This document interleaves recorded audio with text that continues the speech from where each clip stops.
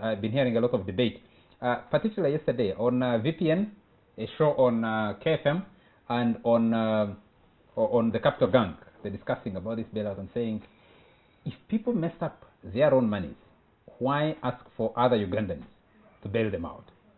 We also have yesterday saying that the media should be regulated better, new laws should be enacted because the media is misrepresenting small issues of the police brutality and presenting them in a different way.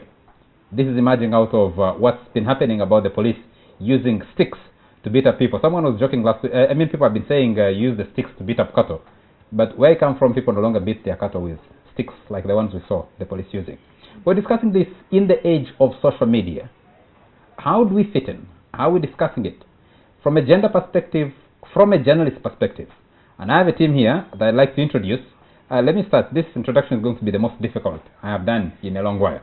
So let me start with the old man on the show, who is Onapito Ekomoloid. Onapito is Corporate Affairs Director of Nile Breweries SLB Miller. He worked at State House at some stage, and he was a lecturer. Onapito was a lecturer to Julius Muchunguzi. Julius Muchunguzi is now communications advisor to the Office of the Prime Minister. He's also an author of a book, Once Upon a Time. And that's talking about his life in Kabale and how he grew up and ended up working with the Commonwealth Secretariat, traveled the world and came back now to serve in the country. But also was a journalist at the Daily Monitor many years ago. Julius, very nice to have you. Thank you very much, and it's a pleasure to join you, Charles, and good evening to your viewers. Okay, Onapito taught journalism to Julius, and they worked together at some stage. I'm emphasizing that the man is more powerful than me now. No, because I need to, I'm introducing in a roundabout way, because Julius taught Rosebel Kagumire journalism. and Rosebel Kagumire worked at the Monitor, worked together at some stage at the Monitor, and now went on to become also world famous, especially for her social media journalism. She's a blogger and media specialist. Very nice to have you, Rosebel. Thank you, Charles. And Godiva Akulo. Godiva is a lecturer at Cavendish University, and she says I can introduce her without fear that she is a feminist. Because I was wondering, are you a women activist or gender activist? And she said I am a feminist. Yeah. Godiva, very nice to have you. Thank you for having me. I'm very glad to be here. Thank you. Let me start, because all of you are doing different things now. Let me start with a very broad question.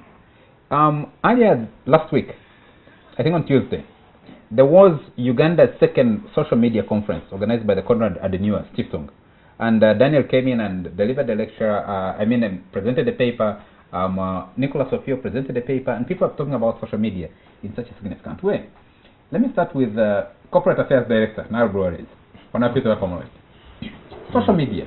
There is debate about whether social media is battling with traditional journalism and whether there are dividends either way. Now you go to employ as serious a team to do your social media work as you would with your broader public relations that done traditional social media. How are we fitting in as a country before we go into the police and these bailouts and other things? Well, I think social media is certainly a challenge for many organizations, including the corporate world. Because, look, businesses like ours thrive on being very meticulous, being careful, making sure you never offend the consumer. But social media is really, for lack of a better word, as it happens, some may say reckless and ungoverned. It's really everyone has power, and you definitely have to be very careful, and it's quite it's a big challenge, but I guess we have to rise to the occasion to meet it. Godiva, let me come to you. In a world where people are measuring reach by clicks, by followers, by what is the other thing? By followers. And you're teaching students, and you have students taking journalism, not just at Cavendish, but you have students in all these universities who have to compete in an age where our producer Emma Mtaizu was joking before he came on air that if someone said Emma Mtaizu and Charles Mwangusha shot in studio, before people verify, before people do anything, that will be running and it will be all over the place. How are we fitting in? How are the younger people, the students who are the most active on social media fitting in? I like what he said about how in the age of social media, everyone has power, Hmm. right? There are really no gatekeepers right now. It doesn't matter whether I'm your teacher or you're my student, we'll be on Twitter together, on Facebook, sharing our ideas in the same manner. And I think that's the beauty about social media, is that there's really no hierarchy, you know? And maybe on a site like Twitter, with the issue of verification, some people get verified and others don't, and it's usually important people who get verified. So you will see that those aspects of our society in terms of hierarchy are still translated. But in terms of the fact that you can send out information in real time and people can access it in real time without having to buy a newspaper in the morning, you know, I think that democratization of access, I know he sees it as a challenge, but for me as an activist really and as a teacher, it's the best thing that could happen to any society. The best thing that could happen to any society. Yeah. Rosbeth, do you agree? Yes, certainly. I will also speak on the issue that social media gives people power, but I would say that social media is a channel, it's a tool. People have always had their power. You know, whether you mess up or do something right, people have always talked about you, whether it's in their kafunda or in their living rooms. They have always had that power to talk about you and have a certain opinion of you. The difference now is that we can translate that, those conversations in real time, that someone can see them, that you no longer have to guess what people think about you. They will actually tell you what they think about you, and somehow it helps you. There's that feedback, you know, that two-way street that people no longer sit only behind their, you know, watch their TV and wait for the president to talk or to the IGP to talk. They can go on Twitter and tell him, this is what I saw, maybe what you're presenting is not true. So the lack of gatekeeping has always been there. It's just that the conversations are now coming to in real time, in a different stream, that people, those who have access, by the way, not everybody has access, let's recognize that, but those who have access, that now people can come and talk to you what they think, and that has actually, it's a challenge, but it has also taken a society to have more honest conversations about amongst each other. Julius, Yes. let me come to you. One of the biggest nightmares facing government, for example, which you work for now, is communicating itself and what it does. We see the police now is in a spot of bother. We saw during elections, February 18th, social media shut down. Yes. Previously, we had seen, I think at the time you had the Monitor gets shut down because it ran a headline that those in authority thought were a bad thing. But government is not only facing a challenge of communicating itself, whether using traditional channels or new available media, but also the fact that it's also trying to compete. It's investing a lot of money in trying to deal with this. So why are you finding, how are you fitting in as government, for example? Thank you very much. You see, once upon a time. That sounds like a title of a book. He's flagging himself. Once upon a time when you and I started journalism, you know, we had press secretaries to the president or the vice president. At that time, I remember we had people like the amiable Hope Chivenjiri.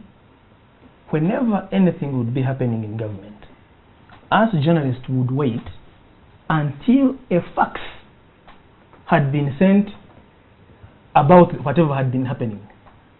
And I remember Charles Onyango Bo would sit at the fax machine waiting for this fax coming from State House or whatever, and you could not do anything until you had received that fax.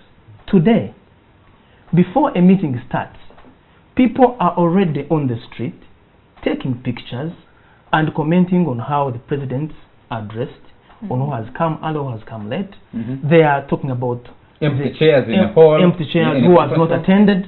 They are complaining about the delays in the start of the press conference.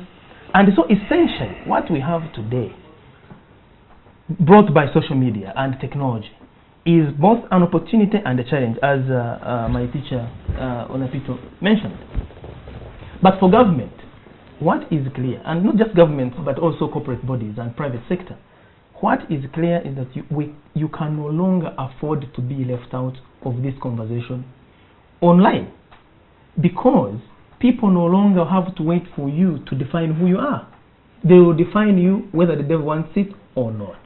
And so for government, there have been the increasing efforts by people in government and the politicians to get on board of this new opportunity called social media. But you see, social media really has always been there, but has not been called so, because what social media really means is an opportunity of connecting networks. What it has done is that it has provided oil and fuel that drives networks to perform better and faster, and therefore governments and those in leadership must always be able to engage and forget the old school of lecturing to anybody. Okay, let's pick a living example. The police and its port of bother. Yes. I listened to the IGP yesterday and I was wondering, I said, which world does he live in? I have seen characters, a unit of police wearing jackets, and they are called evidence gathering team. Now this was introduced because traditional media, yesterday the IGP's fight was against TV and newspapers. They said they are distorting the facts. But actually, any editor, journalist, or even ordinary people consume images of clashes between police and demonstrators, or call them rioters, or whatever, on social media long before they appear on TV. So what is fighting that communication? I think, you see, as much as technology has facilitated social media to create urgency in communication, it has also created an opportunity for tech-savvy people to manipulate facts and truth. There is a lot of skepticism today than it was many years ago. When you saw a photograph, you were sure that that photograph was genuine. Those days when Peter Busomoke and John Nsimbe and Chico would go and take pictures at a function and bring them to photo studio and develop them. When you saw and then deliver them in a newsroom. In a newsroom to a dark room, you knew that this picture is real. Today, you can't necessarily be sure, including video. So the stakes for verification of facts as presented on social media is much higher. And therefore, that is why you see efforts of making sure that you are quite sure that what people are watching on social media has not been tampered with, because the technology that has given us the opportunity to do much good work can also be used to actually do much evil through manipulation. So through manipulation, the question we'll be asking later maybe is how do you deal with it? But Rosemary, you've been needing to come in. Yeah, because Julius touched an important point, but in this case, the manipulation is being done by the IGP and his team, unfortunately, to try to say this is the reality. But in the era of social media in live TV, he cannot compete with those lies, going and editing. We've seen the Katemba in court, right? Like a police officer being put to explain where this video came from and how come this is edited out and this does not, someone claiming they came from, could be up to Mulago in, I don't know, 1 minute. You know what I mean? Like, we have seen that, and the tampering is being done by the government, by the IGP and his team. And thank God for live coverage and social media. Many people, it's no longer just journalists. Two journalists have seen that. It would be actually easy to intimidate the journalist who had that one copy, who took the pictures. But unfortunately, we live in a world right now where the IGP cannot gather all those pictures that were taken in that spot. So he is fighting against a certain current. We already have the pictures. He's trying to tell us they are not the right pictures, but we saw it all live on TV, and other people had their phones and they took the pictures. Is social media in a way leveling us in terms, because the IGP occupies a very powerful office? He wants to control what people see. One of the most poignant images I remember is the contestation over what happened. I think I don't remember exactly, about 29th April. I think about 29th April 2011. The incident at Mulago, Messages, the Hammer. Yes. The former Minister of Internal Affairs at that time, Kirunda Kivejinja, called a press conference and gathered us at the media center and said, "Look, the correct images are this." I'm saying, which world do you live in? And the president was deceived. I think he was going for a business conference in Nairobi, and he went to the business conference and said, "No, Besigye had the hammer in his car." When social media people had captured those images on their phones, had shared them, and they were out there. Can you still, Godiva, I know you want to come back in, but can you still, in this age and era, compete with trying to sit somewhere, cut images, edit them, and then say, no, what this guy showed you is not what is truth, my truth is this. Whose truth should we believe? Well, first of all, my comment with regard to what the IGP has been saying over time about the images that the journalists have been showing us is that this is really a classic case of shooting the messenger, right? Because the journalists are simply the people who have put the images before us. These are images of something that happened. No, he says they're selecting, they're picking very selectively. He says, in Imbarara, when Besigye arrived, people were standing in his crowd throwing stones at the police. And that the media somehow conveniently edits out those portions and puts only the police beating up people. Well, then that also raises the question of journalistic ethics, right? Is that the kind of thing that, for example, journalists who are employed at NTV would do, to cut out images that were intended to be within the frame and then show a particular image of the government? I don't think that that's the case, right? When we look at simply just journalistic ethics, I believe that our journalists are taking the time to verify their stories and to make sure that these are true before they actually present them before us. The difference then comes in where we see random people posting things on the internet, right? But also, that can be handled because Twitter has a model for verifying particular accounts for things. So, for example, if a number of journalists from NTV are verified, when they tweet something, at least to my mind, I expect that, well, this is somebody who is tweeting one as themselves. We know it is them, and they should have put in some work to give me right information.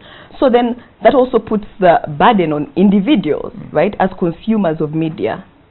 Is the IGP assuming that we're just going out and taking everything that's being thrown our way, right? Because then we have the responsibility of sieving whatever information we receive. It's not the IGP's job to tell the media to show us this and not show us that. And then also, regardless of whether he has a problem with the information or not, that does not mean that we should not see it, right? Because what would serve his narrative is not necessarily what would serve the betterment of Uganda, and that's what this conversation about police brutality is now. It's a conversation that's being had by all Ugandans about how we are treated by our police force. The IGP cannot ring-fence that conversation and make it about what he wants us to see. The conversation has already started. Yes. Can the IGP ring-fence the conversation? Can he direct the course of this discussion? For me, I think the bigger picture is that, yes, social media may appear to be everything. Social media shapes perception, and in some respects, perception becomes reality. But for institutions like the police, for government, the big word is reputation. And reputation, fortunately, is not solely determined by perception, but is mainly determined by your actions. Because, as she says, people are able to know that we don't expect this of so and so, even if people are saying so. But if they actually expect that of you, even if what people are saying is a distortion, then it's plain. That's what else you expect of this person. So the most important thing, I think, for institutions is first to do the right thing, to build the right reputation, such that even when you get caught up in this crossfire of social media, your reputation will protect you. People will be able to say, no, it must be a distortion because there is this record that we are familiar with. But if the record they are familiar with is negative, social media will just add the fire to the flames. Gentlemen and ladies, we need to take a quick commercial break, and when we come back, we'll be questioning the question. We'll be dealing with the question of distortion. How do you deal with it in an era when you're competing to be the first to tweet, to post on WhatsApp, on Facebook, Instagram now, and all these other sorts of creatures? After a short commercial break, we'll be right back. Communicating in the age of social media, that is what we are discussing on the Fourth Estate tonight, with a panel that has Julius Muchunguzi, who is a communications advisor in the office of the Prime Minister, a former journalist and former communicator at the highest level at the Commonwealth Secretariat, and traveled the world advising on communication. Rosebel Kagumire is a blogger and social media specialist, or media specialist in the broadest terms of possible. Godiva teaches at Cavendish University, and she's a feminist. And of course, Honor Peter Komoloi, who is Corporate Affairs Director of Nairobi, SAB Miller. But Some a panelist. Some of us also feminists. Yeah, I'm glad to hear that. I'm glad you said that. What's your position on feminism? There's nothing. I guess it'd be a male chauvinist. Chauvinist. So a defender of men is called a chauvinist. No, A that's defender of not women is called defense. a feminist. That's not defense. Just before we take the break, ladies and gentlemen, Julius, you wanted to come in. Yes. Now, I wanted to We say... were communicating, yes. Yes. I just wanted to say that in today's world, no amount of spin can undo bad works.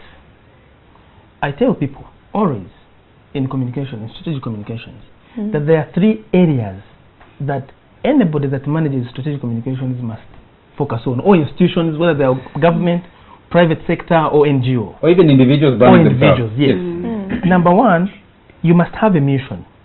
Your communications must be focusing on the mission. So what is the mission of government or the private sector or particular institution, whether it's police or judiciary or OPM? Number 2 must be the people that are your key stakeholders. Okay? Your communications must be audience focused or stakeholder focused. But the third and most important is that it must be action oriented, result oriented. No amount of messaging can undo what you actually do in practical life. So for government and for other entities that are trying to protect and defend their reputations and their brands, as a matter of principle, while you're working on what you want to tell the public, make sure that you actually walk the talk of the message. So that is a principle. Now, in the particular cases that we've been discussing, really, the stakes for ensuring that reputations are upheld are very high today, and unlike the way it was in the past.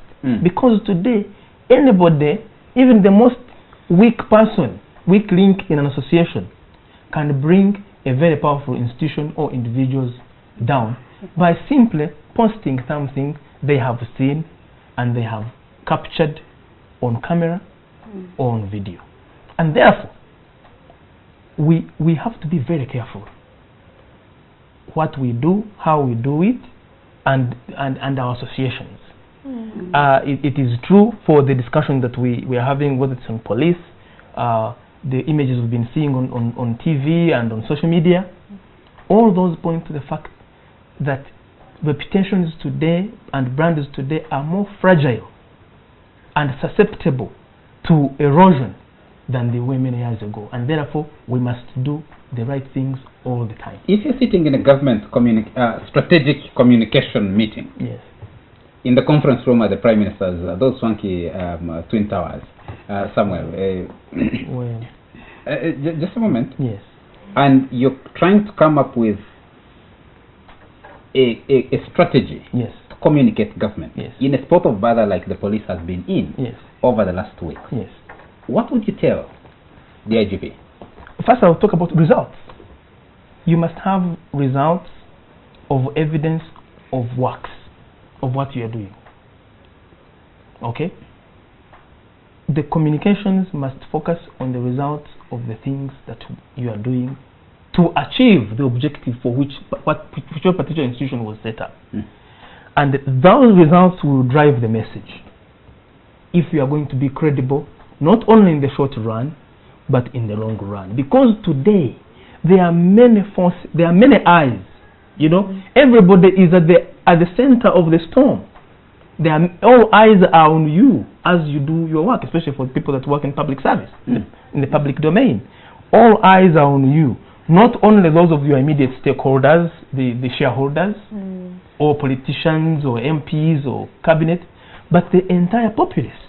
And therefore, what that means, when I'm in a room and talking to people, and talking about what we must do, one, we must work to have good results that will therefore drive our story, a story that will be credible now and in the future. Because this is interesting. The police has been saying, you see, we said tear gas no more, we put it on hold. Live bullets no more, rubber bullets no more, sticks, and I think he was doing a demonstration on how the sticks work. And we are beating strategic areas which are not going to kill you. I mean, that's work. You're trying to maintain public order. There is so much good work that our police men and women are doing that perhaps I think need to be told better and more. We have tended to focus on isolated cases, but there are so many good people. For instance, where I live, we have community policing. We worked with the police and put up a police unit, a police post in my estate, and the policemen and women who are that police unit post are doing good work. They monitor, they patrol, but those kind of stories don't actually get the light of the day. We need to give a more human face to the good works that are done by so many good people in police. I think that's a challenge, not only for the police, but also for the other institutions. Government, in my view, and the president has been very clear, at every occasion he speaks to the need to communicate and tell the story of the successes that government is doing. My question will remain, where does the story get lost? Because like I share your sentiment. Yes. I have met thousands in my long career as a journalist of very professional, very well-intentioned policemen and women. Problem is, the saddest story I have experienced so far is when I gave a lift to a traffic police officer from Nakawa at the IOV, and as we were coming, he told me stories how traffic policemen were chased away from an accident scene because they were police, and that image created by police that is dealing with riot control. And there are people waking up every day, there are people sitting right now in offices watching the show, trying to follow it, and they're trying to make our lives safe, but their works get lost in the bad activities of a few people, of one unit of the police. And if you call it isolated cases, I don't know isolated from who, and who has the responsibility to make sure that as a force it is represented for, it has a better reputation to cater for those who are doing genuine work and isolate actually those who are going beyond the limits. I think about 8 people on trial now, 4 junior, 4 senior officers who are on trial for these beatings. The 4 senior, 5 junior, and 1 crime preventer. 10 in total. Yes, Roswell. But Charles, it's very difficult when you have an IGP, today denying everything that happened, and then tomorrow we have sort of a kangaroo court, because these are like disciplinary courts, not necessarily the criminal nature of the activities they were doing on the streets. That was violence, that was assault, and I don't think we should actually think that we can have, there's only one police for a Ugandan, and it's not going to be, oh, sorry, I'm traffic officer, sorry, I'm in charge of criminal investigations. If our police does not show us that they are one police, whether you're dealing with a car theft, whether you're dealing with a traffic offense, whether it's basically trying to pass somewhere and hold a rally, if we can't have that different one unified image of the police keeping law and order, then it's going to be very, very difficult to tell Ugandans for sure. There's always going to be individuals who are good. We should not degenerate this conversation to individuals. There's always going to be good people in a society, however bad it is. But we are talking about systematic failures of the police, and we should not try to push this to only as a level of an individual. And when Julius was talking about how social media takes you, it's like a ball rolling. Once your reputation is gone, then it's really, it magnifies all these small things, but it adds on to history. We say the internet does not forget. So when Kayura tells me that, we are investigating these people, there's another police officer serving in office who has been, cited in a murder case, never been touched. So people have this systematic evidence to show that there are certain things that have been done to really spoil the name of the police by the system itself. It's not about what people think of the police. It's about actually evaluating themselves and say, what has gone wrong? What can we do? And the answer does not lie in giving us images, whatever they want us to see. The answer lies in actually reform. Okay. Godiva, you wanted to say something, but let's just expand this discussion a little more. Another police, where they have actually multiple police forces, the United States of America, is facing a particular problem in dealing with social media, when previously you meet a guy, whether you're prejudiced or bigoted in whatever way, because he's black, shoot him, kill him, and say, no, this guy was actually involved in this. You write a beautiful police file. And that case file goes to court. Prosecutors are also biased in one way or the other. They prosecute the guy, send him to jail, and possibly end up killing him officially. Official murder, official killing, through going through what appears to be like a process. But now, like the incidents we saw in Louisiana the other day, in Minnesota, when someone an assault is happening, the police flags you down for a broken tail light. That's like an indicator that's broken.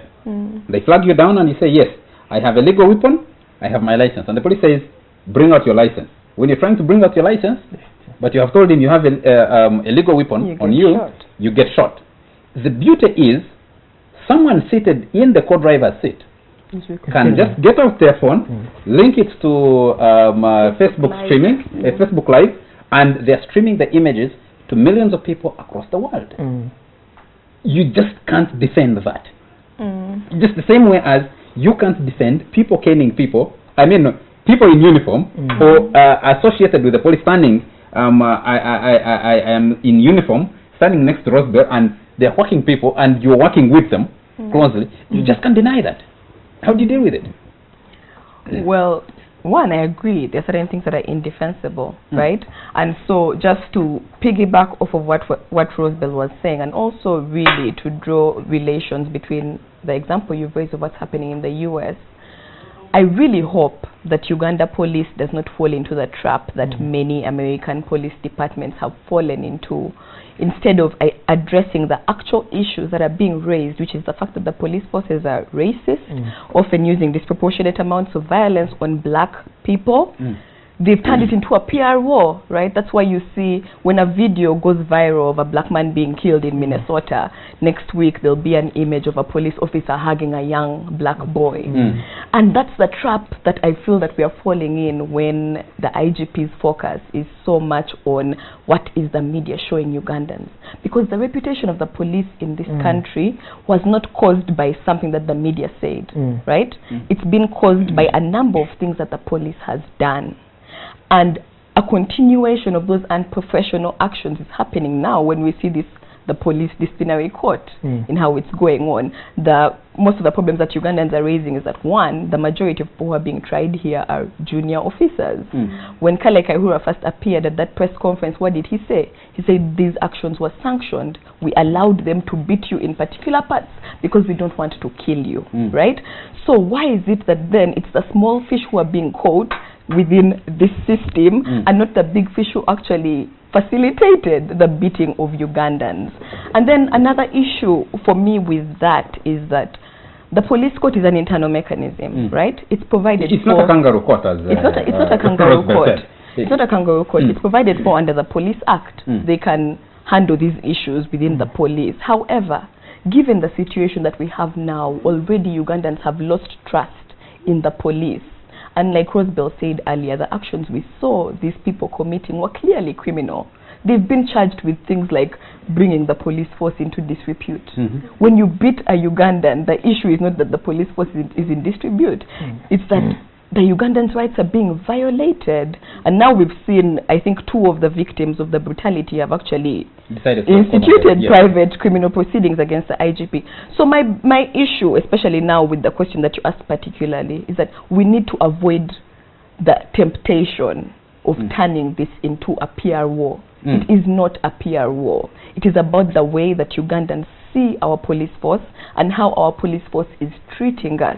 It doesn't matter if tomorrow we have pictures, and I had this reference made by a friend of mine on Twitter, when Kaihura said the media is showing propaganda. I said, what should they show? The police praying the rosary with Ugandans and massaging them, you know, even if you showed those images tomorrow, right? It will not change the fact that if someone is getting beaten in Boise, we are going to talk about it, regardless of the image. Ona, is it a PR war? Because the Americans decided to wear cameras. They have cameras on their helmets. They have dashboard cameras in police cars. The Ugandan police I think Borrowing a Leaf brought this evidence gathering unit. And I've been waiting for that. In America, it gets lost until after someone makes a lot of noise, then they will produce the evidence. Because I also think I think they also spend a lot of time trying to doctor the videos. But now you have all these cameras, CCTV cameras. You have everybody who has the power where we started from. Is it a PR war? Well, I think Julius, who is more worldly than me, has read a lot of books about PR, including a book titled The Death of PR. PR is considered dead. And then there are some scholars who argue that we actually live in a post-truth era. That's quite perplexing. In other words, there is no more truth. That makes sense. So the challenge for using PR, traditional, trying to tell truth from your perspective, doesn't work. I think what now is highly advised is to have other people tell their story. What Julius was trying to argue, that the police needs, from those community policing good deeds, other people to speak for it. You know, they must have a network of people who genuinely are speaking for the police, not as hired hands.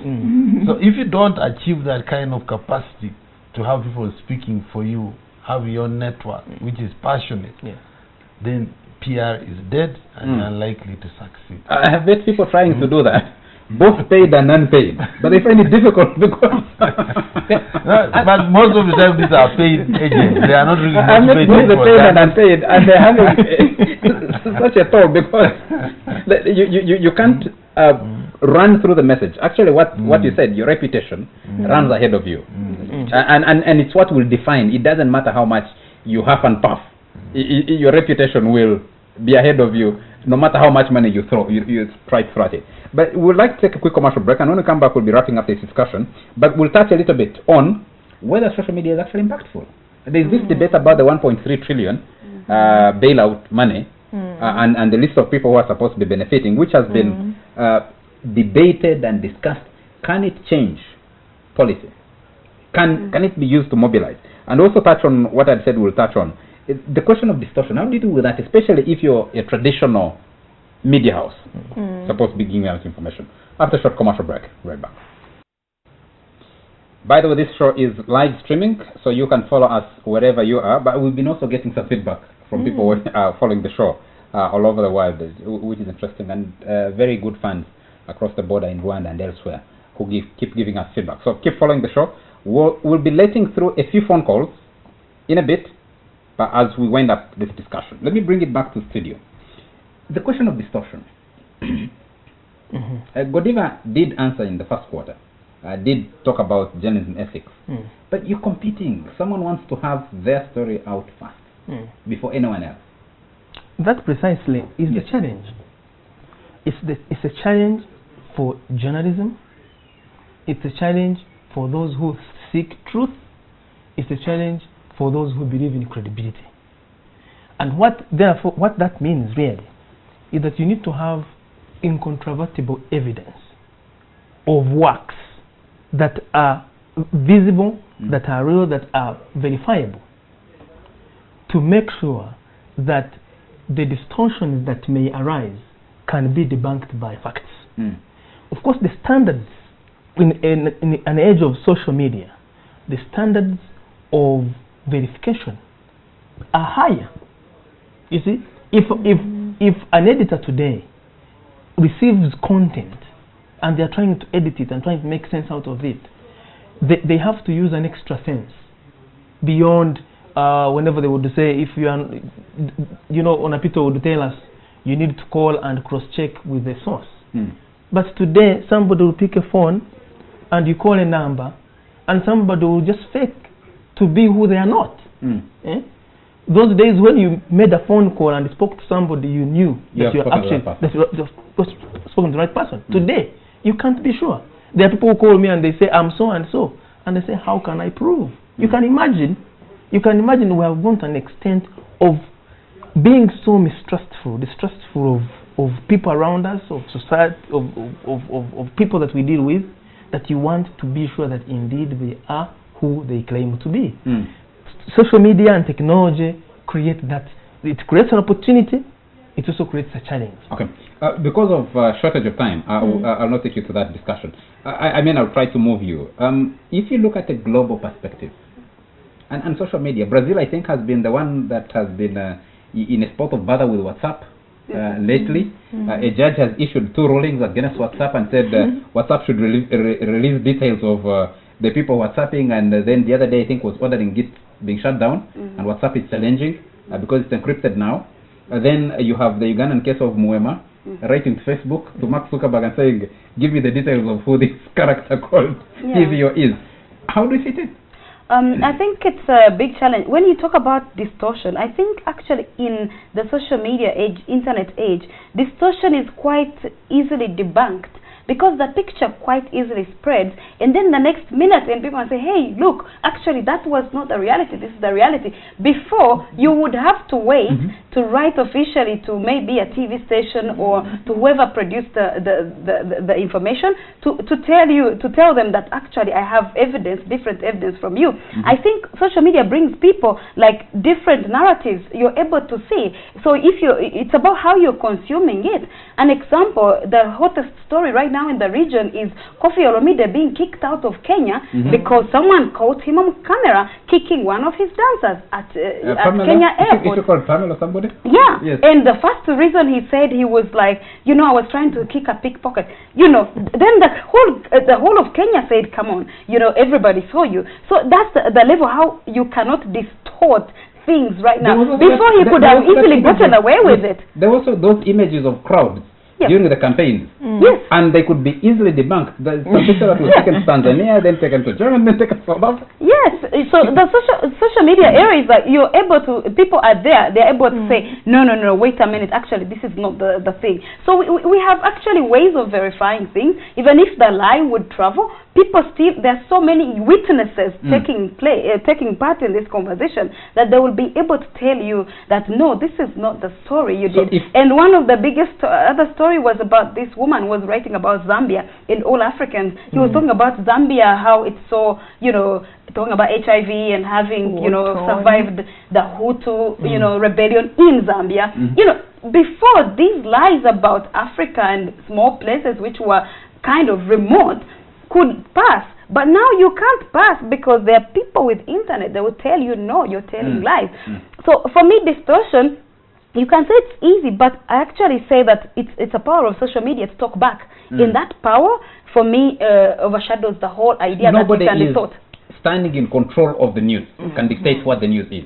So you can't sell your story if it's a wrong story without it being debunked. But let's move in a little bit. Effectiveness. The biggest story is that what I have been reading on social media is people get their money. Before you give a bailout, you need to look at how somebody has used the money they borrowed to be able to deserve a bailout. And I think they are referring to big organizations like yours, Submiller, Nile Breweries, and others. Do you need a bailout? By the time you need a bailout, people asking your social impact. How many people does it affect? But if you have a fleet of luxury vehicles in your parking yard, you have a mansion that is worth so much money, maybe more money than you are seeking in a bailout. You're asking, why don't you advise this guy to first sell off the fleet of vehicles, then after selling off the fleet of vehicles, sell off his mansion, deal with those obligations, and then we evaluate and say whether. But do you think a campaign run on social media, for example, can impact government's decision on something like this?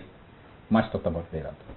I think it can, because my one comment on the bailout really and the way that it has played out on social media is that I have never seen so much information floating around about the ways in which Ugandan business people run their businesses, spend their money in their personal lives.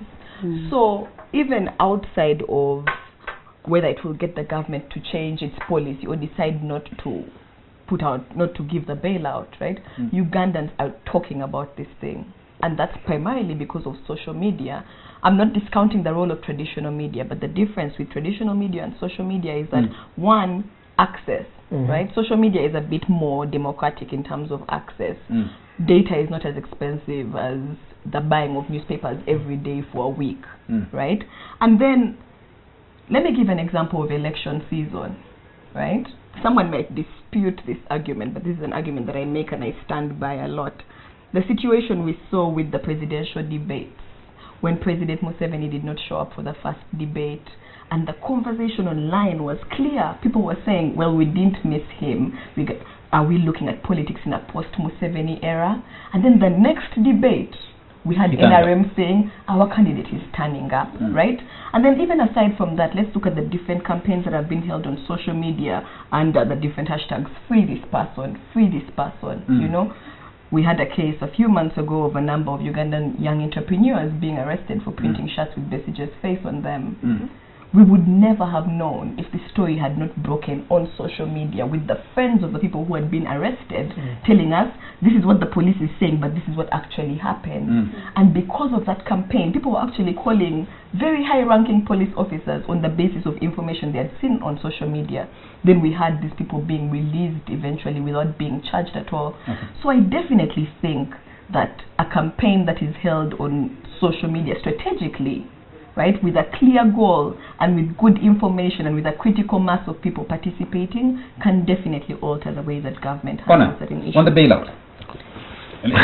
I'll give you a free pass on the bailout. Yeah, give me a free pass on the bailout. Look, I will talk about the effectiveness of social media.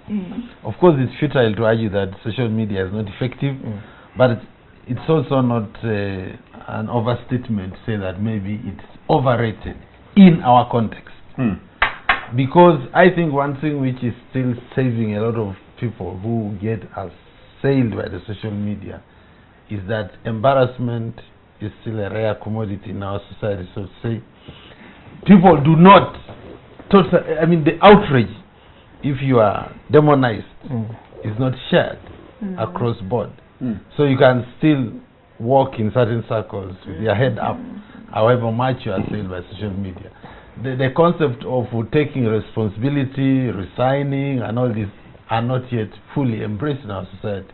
So until when we get into that point, people will still be able to get away with murder despite social media going after them. And I think then the other logical step is you need action in some cases after social media discussion. Are our people brave enough to take action? It's enough to be outraged, but in some cases you need to take action. Can they take action? That is the challenge. That's the challenge. The environment so the crowd that is on social media that is really rightly, in some cases, outraged, must be able to do something at the same time. Because that's, I think, many societies have transformed. You know, the civil society. But then just for people like me and Julius who are in positions maybe to respond, I think one caution is also not to entirely panic, no?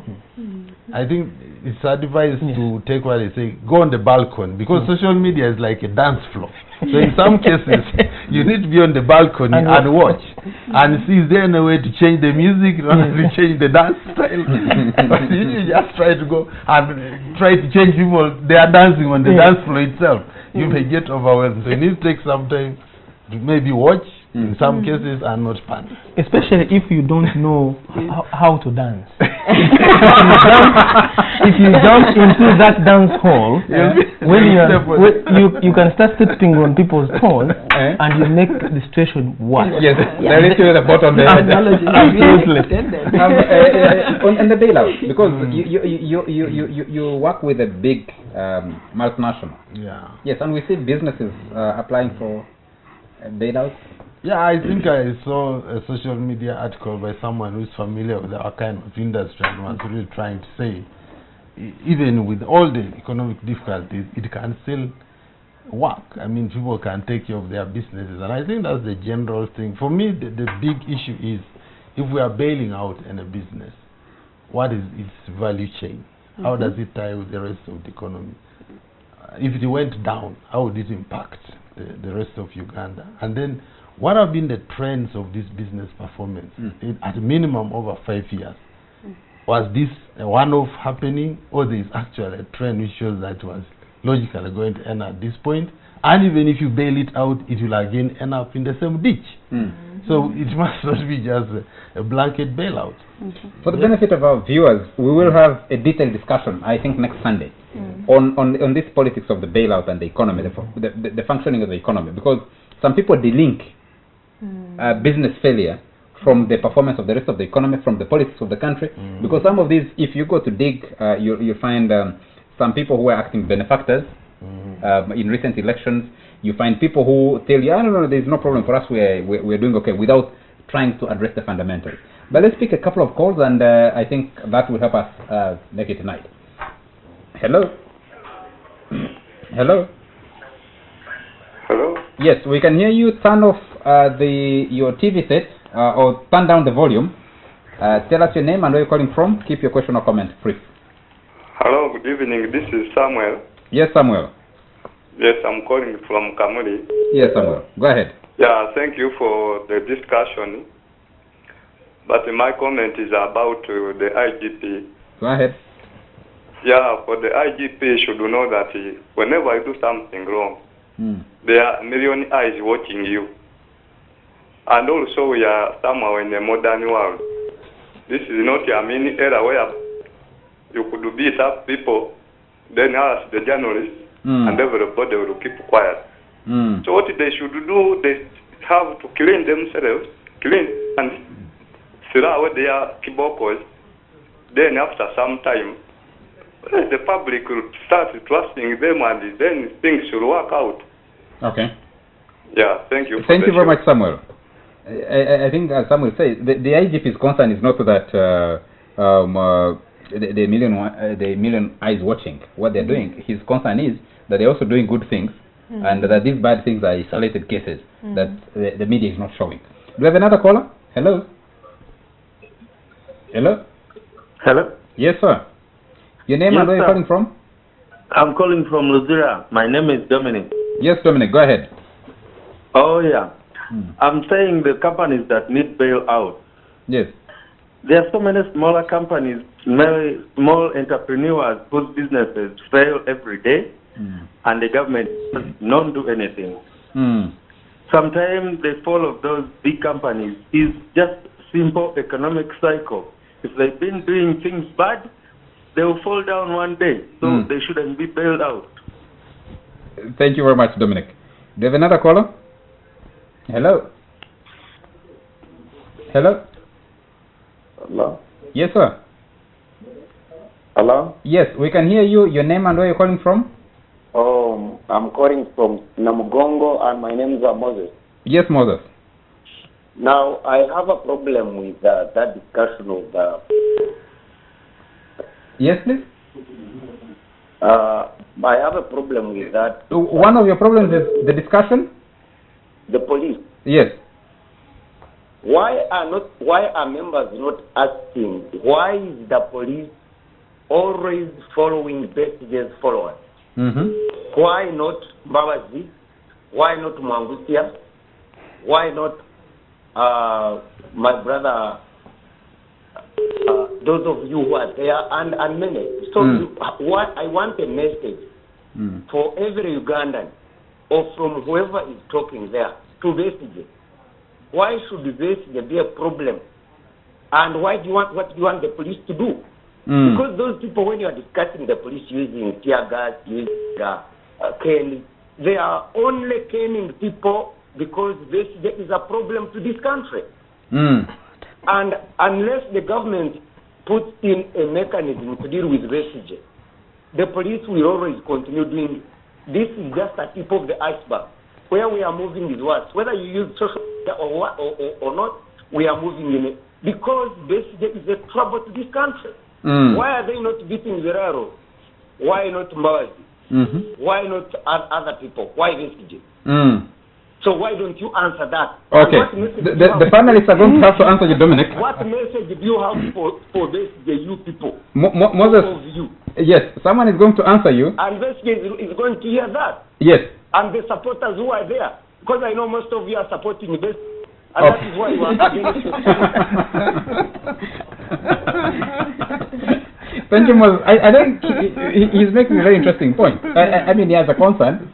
One someone would ask is, are the same numbers of crowds following the other people he's talking about? Maybe that's a question. But you gentlemen and ladies will answer. Let's just take one last caller. Hello? Hello? Yes, sir. Sam from Mukono. The name again? Sam from Mukono. Sam. Go right ahead, Sam. Yeah. Hello? Yes, we can hear you. Go ahead with your comment. Yeah. Yes. My comment is about the bailout. Yes. Bailout. I think that one should go to deserving enterprises rather than these lavish, extravagant pharaohs who wasted the money. Because I think social media has done a great role to expose some of these fake entrepreneurs and successful models that we have in our society. I think there should be a criteria that should be published so that everybody follow and know what capacity does this one have, what capacity does this one have, what benefit does this enterprise have to our community before they offer anything, because this is our money. Thank you. Thank you. Thank you very much, Sam. We need to bring this discussion back to the studio. So my apologies to all of you who are trying to reach us and send your contribution. But the debate continues on social media, on Facebook, on Twitter. Please continue the debate. Take it which direction you want to take it. Moses Namugongo, police. Why is the police always following Besigye? What should the police do? Ona, let me start with you. Look, I think... and Besigye is a problem to this country. Yeah, yes, you need not forget that. That's definitely a tricky situation for his supporters and for critics of the police.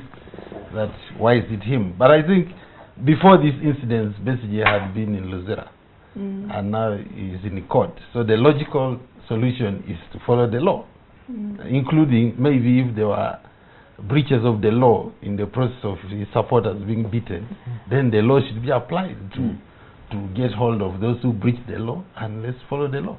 Okay. Yeah, and I think the law does not recommend perhaps what people are condemning, like caning. It recommends arresting people and taking them to charge them and putting them in prison. If they are guilty, if they are not guilty, they are released. So to me, the only solution is to use the law thoroughly. Besigye himself has been saying they should follow the law, and maybe all politics should be removed, and if really he's guilty of what is being accused right now, he should be put in jail for as long as the law demands. Badiva? Yeah. You listen to Moses. Yes. So first of all, I agree with what Onapito has said about the law being followed in Besigye's case, because I think that's one of the reasons why, as Moses said, Besigye is a problem for Uganda, is that he's being treated in a very irregular manner in terms of exercising his rights, and two, also in terms of just the application of the laws of Uganda towards him, right?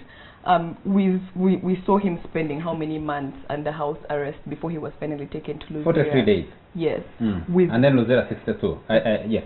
Exactly. And throughout this period, his lawyers have been making efforts through the courts to get his issues listened to, right? And the last incident when we saw the police caning his supporters, of which most of those people, not all of them were really Besigye supporters, because when you come onto a road and find people, because a car has just passed through, and you start beating, there's no way you're only going to beat the people who are following that car. People who are probably in the trading center minding their business are going to be beaten as well. So why Besigye then becomes a problem for Uganda is that, one, a lot of people think that he's speaking for them. Two, the way in which this government and the police in particular have treated Besigye have really contributed, in my opinion, to the status that he now occupies within Ugandan society, because a lot of Ugandans see him as a person who has suffered for them, whether it was during the walk-to-work protests, whether it's now when he's spending months in jail and we're not sure exactly what it is that he's supposed to have done wrong. So the Besigye problem is not a Besigye problem. It's a government of Uganda and police problem. I thought it's, well, I'll reserve my opinion for a moment. Rosbel, I think respond to Moses. I think people like Moses... And he put a disclaimer. He says, I know all of you people are Besigye supporters. And it's not supposed to incriminate me if I happen to... You know, this is where we have become so reductionist that you think because somebody supports Besigye is incapable of having a conversation with you. I think that is very reductionist and very, very toxic for our political environment, people like Moses' opinion.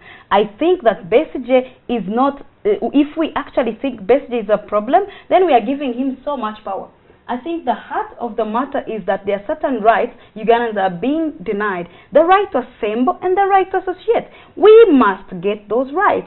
So for me, whether it's not Besigye, it's how do we apportion rights to assembly and rights to associate. If Besigye was passing my house and I want to go to the to the road just to see him, I think as a Ugandan I have a right to come without making any standstill. I can stand on the road and see Besigye. I have that right. So people who want to reduce this conversation to Besigye and Biraro and Mbabazi, I think you're missing the point. The point is that Ugandans want their rights to assemble, including me. I want my right to assemble. Julius. So Besigye is not the problem. Julius, your take on Moses.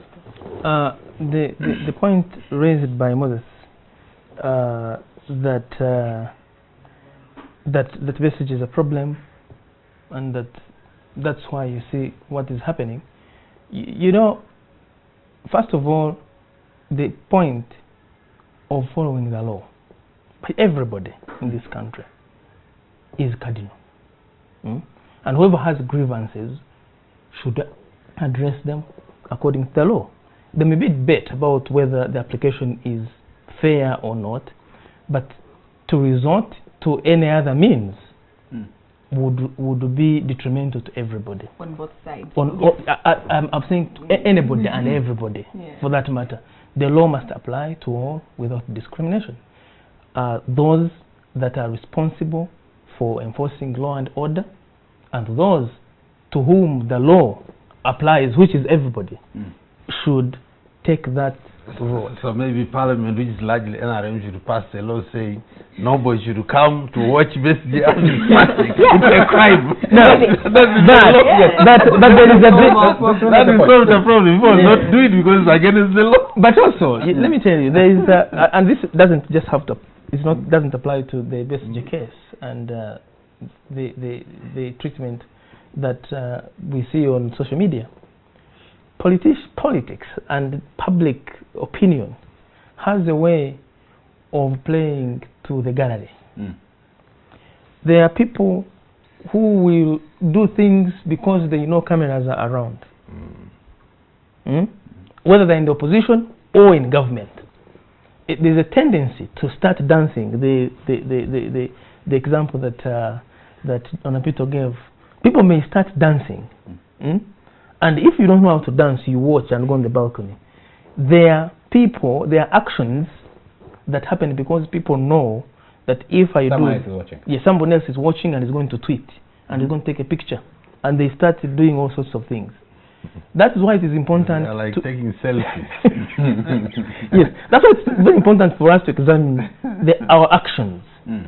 Our actions, whether we are at a rally, wherever we are.